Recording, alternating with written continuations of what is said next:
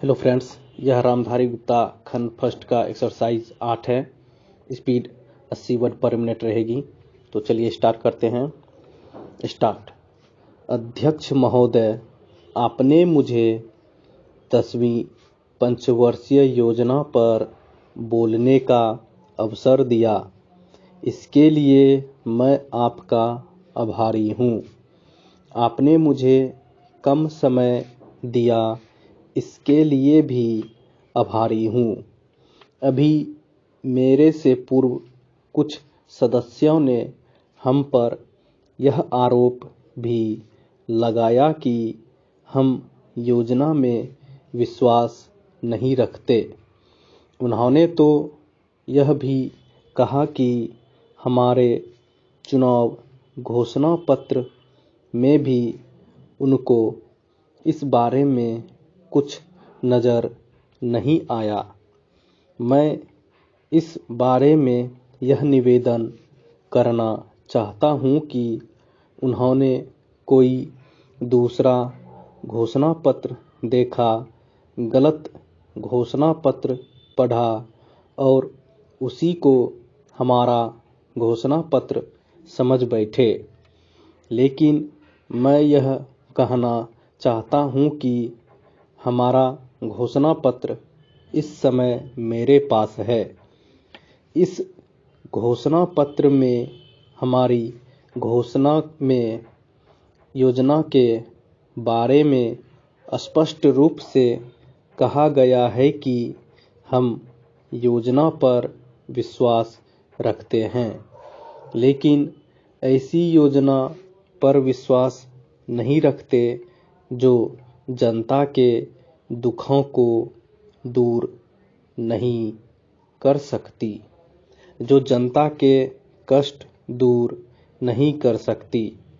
आज तक जितनी भी योजनाएं बनाई गई हैं, जिन्हें हम पहली पंचवर्षीय योजना, दूसरी पंचवर्षीय योजना और 10वीं पंचवर्षीय योजना आदि कहते हैं, और उन योजनाओं में हमने जो कुछ निर्धारित किया, उनसे हम जनता के दुखों को दूर नहीं कर सके और जनता के कष्ट दूर नहीं हुए। इन योजनाओं के परिणाम भी हमारे सामने हैं।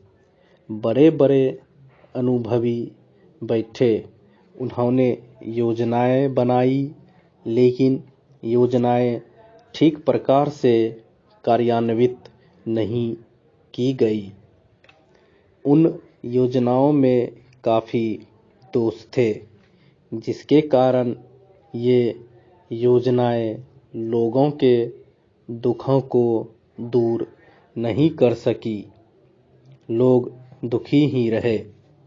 मैं यहाँ पर कहना चाहता हूँ कि जो हमारी योजना थी, उसका परिणाम क्या निकला? उसका परिणाम यही निकला कि हमें रुपए का मूल्य कम करना पड़ा। जो योजना होती है वह राष्ट्र धन को ऊंचा करने के लिए बनाई जाती है, लेकिन हमारे सामने आंकड़े हैं। इसका परिणाम हमारे सामने है। हमने अब तक 9 पंचवर्षीय योजनाएं कार्यान्वित की हैं, लेकिन हमारी प्रति व्यक्ति आय में और जीवन स्तर में अपेक्षित वृद्धि नहीं हुई है। यह दुख की बात है। मैं यह कहना चाहता हूँ कि हमारा ऐसी योजना में विश्वास नहीं है जो जनता के कष्टों को, जनता के दुखों को दूर न कर सके।